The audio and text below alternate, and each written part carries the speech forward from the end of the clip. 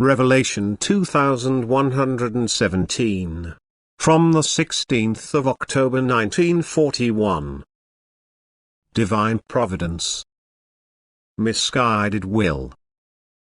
The events in the life of a human being do not happen by coincidence. Instead, everything is divine providence and has been predetermined since eternity. Every person's life has been outlined in detail, and if it appears as if human will is playing a part, then only because God has known the human will since eternity, and therefore He also knows how the person is using his freedom of will. And in accordance with this will, God had shaped human life even before it began. Thus the individual cannot change his life in a completely different way than that which God has determined, just as, on the other hand, no coincidences play any part in the planning of earthly life. Therefore, irrespective of whether changes in life are favorable or unfavorable, everything should be accepted with gratitude and submission, because they only intend to achieve the soul's higher development. They are only more opportunities for its maturing. It is completely misguided to assume that a person's will or action might have been able to prevent this or that.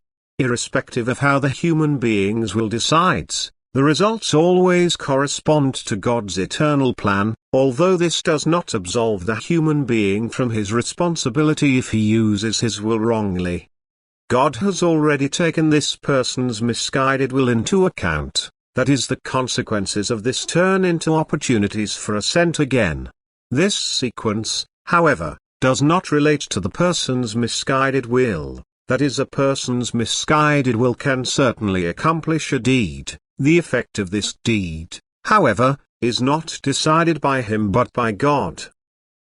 And thus God coordinates every event. He lets the occurrences follow each other in such a way that they benefit the person's soul, and a human being cannot do anything to prevent the plan that God devised once and for all. There is no such thing as chance, no matter how miraculous events appear to be. The course of every single person's life is always God's will.